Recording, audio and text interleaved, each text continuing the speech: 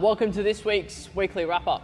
Yep, so we're in week 4 of our current training block, which also means week 4 of our goal setting as well. If you set some goals with us this time around, we have a few people that have jumped on board recently, so you might not have goals yet. This doesn't really apply to you yet, but it's still, I think, an important message that we try and convey, but not often do we get to talk to every individual team member about it. So I think it's a good conversation to have. And that's around when goals don't happen or when you're struggling with goals, explaining why we do 6 weeks, I guess, and what we want you to do when we get to the end of 6 weeks. So week 4 is a time where you're probably fairly aware of whether you're on track or you're not on track with your current goals that you set for yourself. And if you're not, or if you are, well done. Just keep doing what you're doing. It's working for you, right? Yeah. But like everything in life, things come up, things get in the way, and sometimes you don't necessarily achieve everything you wanted to achieve in a short period of time. But that's why we do this, because it allows you an opportunity to reflect, learn, and improve on what you think worked, what didn't work, and that sort of stuff there. So in particular with 6-week goal setting, if you're not on track, a lot of times I think it's because something came up, something got in the way. And what we want you to kind of be aware of is that, look, I think out of everyone we train, everyone we know, ourselves included, our friends, our family, there's no 6-week period as an adult that you go through, particularly in your 20s onwards, where you'll get 6 weeks where nothing comes up.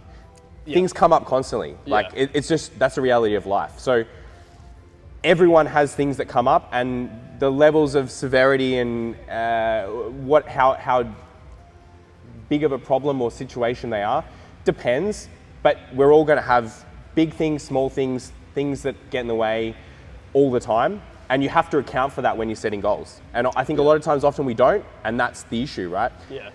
Another thing as well is knowing that the difference between reaching a goal and not reaching a goal when those things comes up is not did you have a 6-week period where everything went perfect? It's more, how resilient were you when things popped up that could have affected the outcome of what you set yourself as a goal. And so I think the goal really is to work on that. Yeah, I think work on resilience, right? Like work on your ability to understand that it's inevitable that these things come up, and how you respond is the defining factor of what we find from our experience with our current clients. What shows us who's going to, I guess, get their goals and who's going to be derailed for the whole 6 weeks because something popped up. I think learning that process, it definitely, some people it comes more naturally to. They've probably done it for their whole lives. But setting a 6-week goal and then knowing that stuff's going to come up and then how we respond, like that whole process, I guess, is what changes who we are as a person, right? And guess what? 6 weeks is a very short period of time in the scheme of your life. Yeah. And so learning that process might take several 6-week blocks. Yeah. Maybe it takes you several years. But all we want, I guess, is that every time that sort of thing happens, that you reflect and you go, okay, how could I have handled that better? Yeah. What could I have done better? And just improve over time.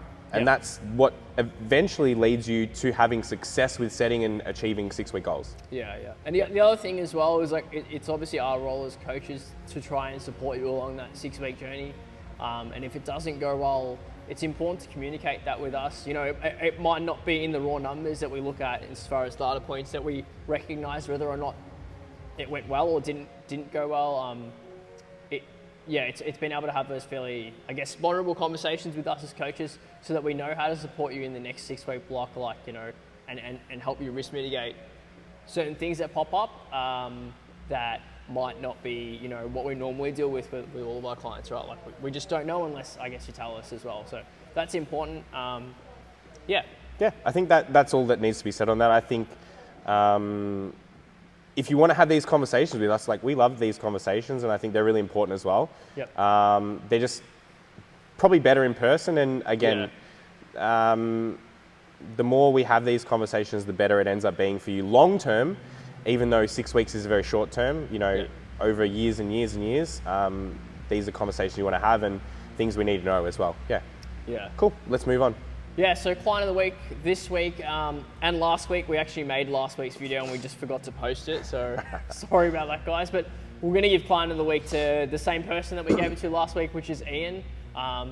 Ian trains with us on Tuesdays and Thursdays at 6 p.m. and he has consistently trained with us Tuesday and Thursday at 6 p.m. for I think coming on 8 years now.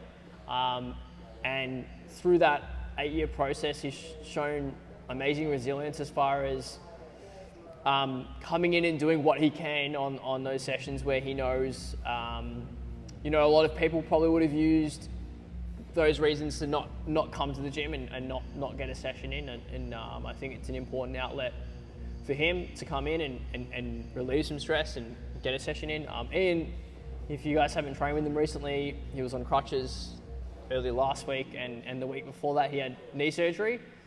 He's already off his crutches and he's already, I guess, shown that there's very few reasons to not be here.